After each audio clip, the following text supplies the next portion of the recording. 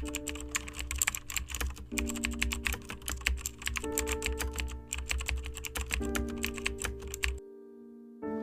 be or not to be, that is the question. Whether 'tis nobler in the mind to suffer the slings and arrows of outrageous fortune, or to take arms against a sea of troubles, and by opposing end them? To die, to sleep no more, by a sleep to say we end. The heartache, the thousand natural shocks, that flesh is air, 'tis a consumption, devoutly to be wished. To die, to sleep, perchance to dream. Aye, there's the rub. For in the sleep of death, where dreams may come, when we have shuffled off this mortal coil, must give us pause. There is a respect that makes calamity of so long life.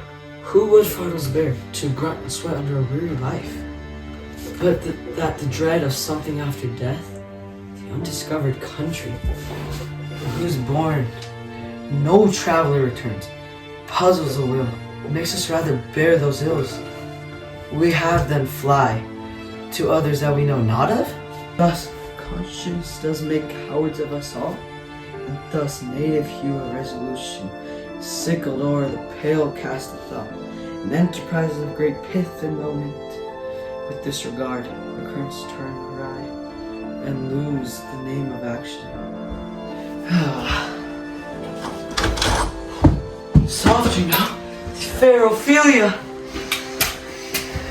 Nymph in thy orisons be all my sins remembered.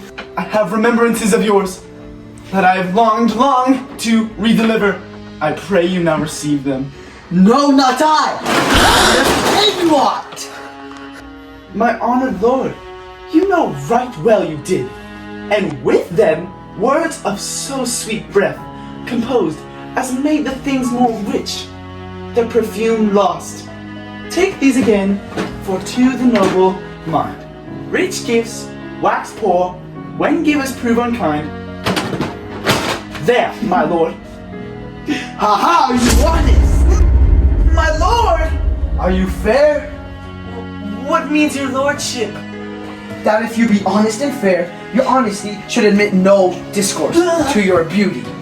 Could beauty, my lord, have better commerce with honesty?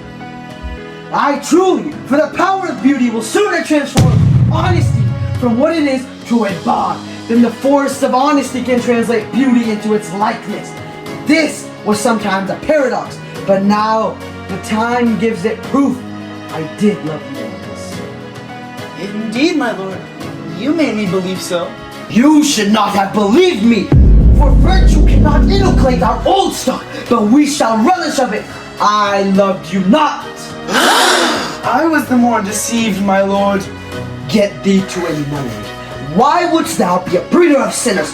I am myself indifferent, honest, but yet I could accuse me of such things that it were better my mother would not born me. I am very proud, revengeful, ambitious, with more offenses at my beck that I have thought to put them in imagination, to give them shape or time to act them in.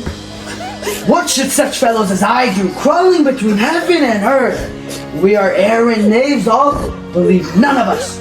Go thy ways to a nunnery. Where should At home, my lord.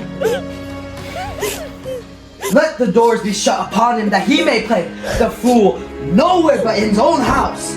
Farewell. Oh, elegant and sweet Pavel. If thou dost marry, I'll give thee this plague for thy dowry. Be thou as chaste as thy superior snow, thou shalt not escape calumny. Get thee to a nunnery, go! Farewell, or if thou wilt needs, marry a fool, for wise men know well enough what monsters you make of them. To a nunnery, go, quickly to farewell. Heavenly powers, restore him! I've heard of your paintings too. Well enough. God has given you one face, and you make yourselves another. You jig, you amble, and you lisp. and nickname God's creatures. You make your wonders your ignorant. Go to, all no moron. It hath made me mad.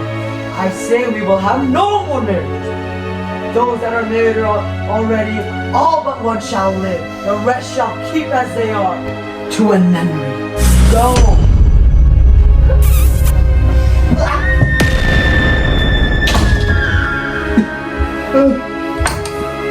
What a noble-minded heir on throne!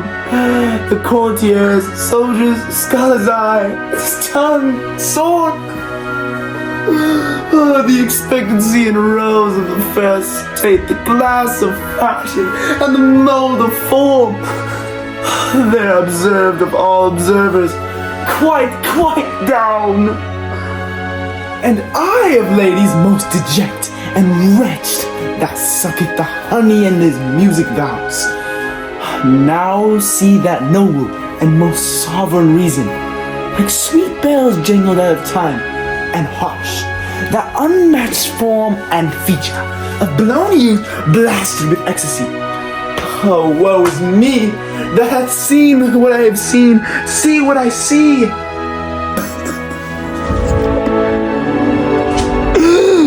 My love, his affections were not that weighty, nor what he spake, that it lacked form a little, was not like madness or something in his soul, or which his melancholy sits on brood, and I doubt the hatch and disclose will be some danger, which for to prevent I have in quick determination thus set it down he shall with speed to England, for the demand of our neglected tribute. Haply the seas and countries different with variable objects shall expel this something settled matter in his heart, whereon brains still beating put him thus from fashion of himself. What think you on't? It shall do well, but yet do I believe the origin and commencement of his grief sprung from neglect of love. How now, Ophelia? You need not tell us what Lord Hamlet said. We heard it all. My lord, do as you please, but if you hold it fit after the play, let his queen mother all alone entreat him to show his grief. Let her be round with him, and you ought to be placed. So please you in the ear of all their conference. If she find not, to England send him, to confine him, where your wisdom best perfect. It shall be so! Madness and great ones must not be watched go.